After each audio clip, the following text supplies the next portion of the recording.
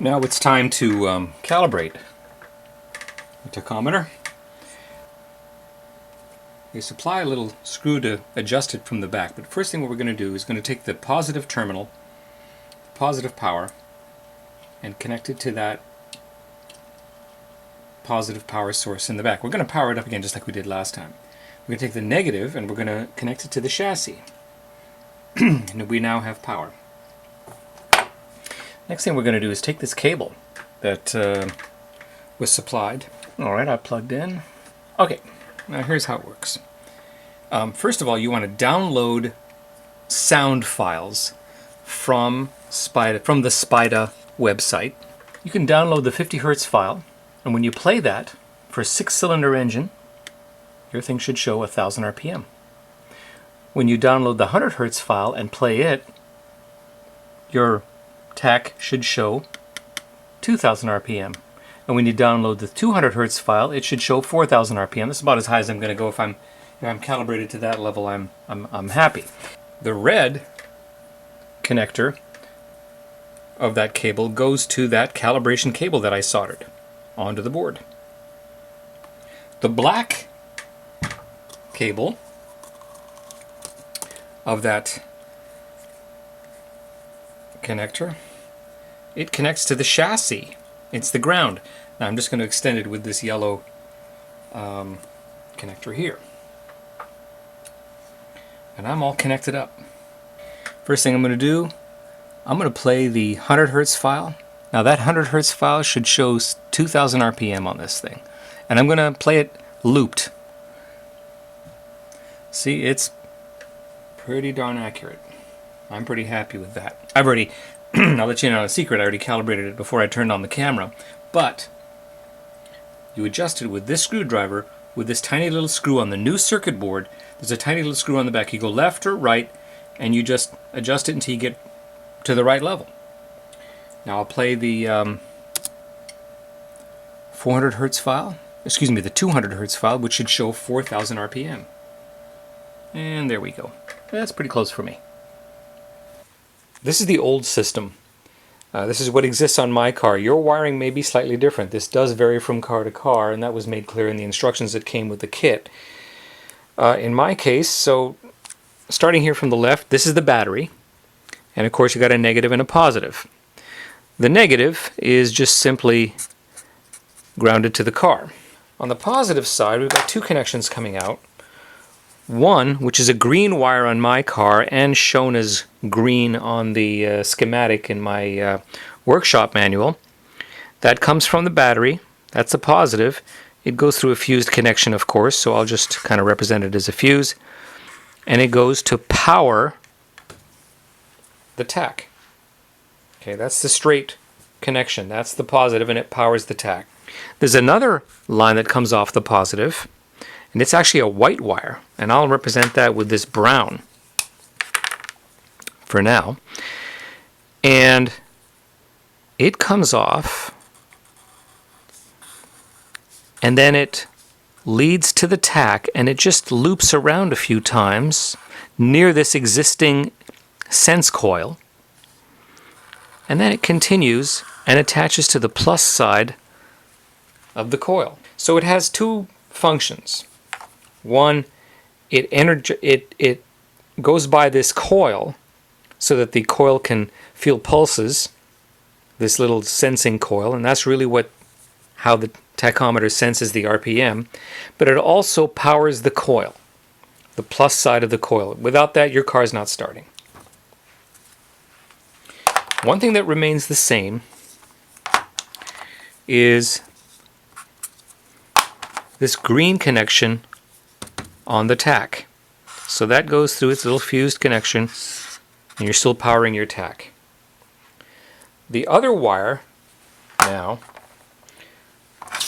the brown one that used to go from the plus, loop around in kind of a looping arrangement to the positive. Now you still need that wire. You don't need these loops anymore because the Tach is not using this to sense RPMs anymore. But you still need this wire because you got to power that coil. Without powering that coil, your car is not running. So what you do is just simply let it You can keep the coils in there for all you want, but it goes and it continues to the plus side. So you can continue to use that. It doesn't serve to energize the tach anymore to run your tachometer, but you still need it. Instead, what you're going to do, and I'll do it in red here, is on the negative side of the coil, that's the only thing different here. Keep all this stuff plugged in here.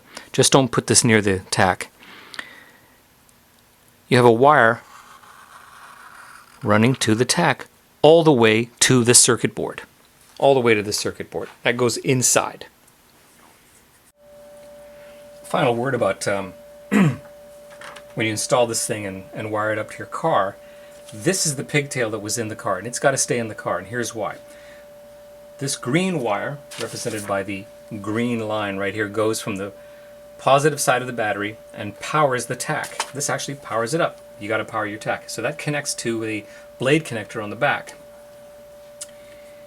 This white wire here, which is represented by the brown line in my diagram, this served two purposes. One, it comes from the positive side of the battery, loops around, makes some loops, and a sense coil kind of picks up that loop and it senses the signal from the coil. The second function it has is that it sends a positive voltage straight to the positive side of the coil.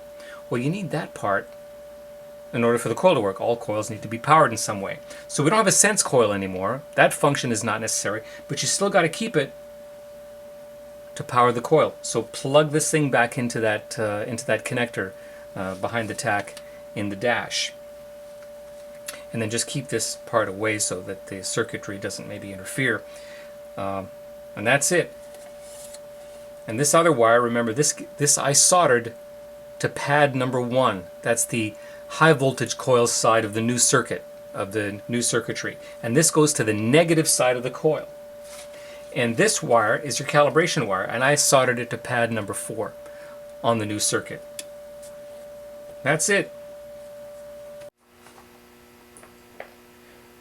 We're at the car now, and I've just set this thing up actually on my fender right now because I don't want to install it until I know that this thing works. So this is going to be kind of a little dry run. I've got things connected. We're energized. Going to fire it up again. See if we can get a little juice to this thing. Here we go.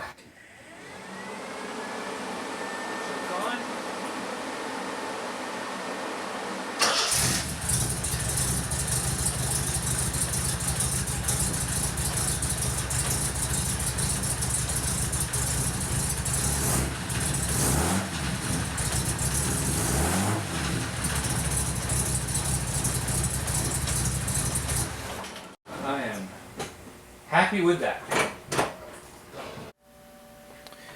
We're coming to the end of the video. I consider this conversion kit to be a resounding success. I'm going to give it my strongest recommendation. It has saved money, it has saved time, and it has been very satisfying to use. The conversion was straightforward. Again, I would add that Spiyda.com, they offer a conversion kit, a kit that actually helps process the internal, the old circuit board. I wouldn't do that. I would just get a whole new internal circuit board. I know that other kit that kind of helps modify this signal may be easier to install, but you're taking a big risk. You're taking a chance with those old semiconductors. If you were to send this kit out to be converted, it'd be about $200, maybe a little bit more with shipping.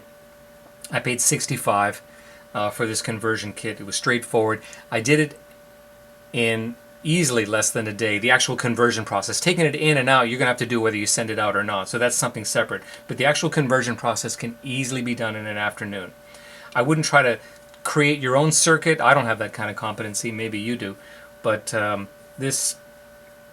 everything worked great. The instructions were fine. But I hope that this video helps clarify things for you. I enjoyed doing it. I hope you enjoyed watching, and I hope it's helpful for you. Thank you for watching. Take care.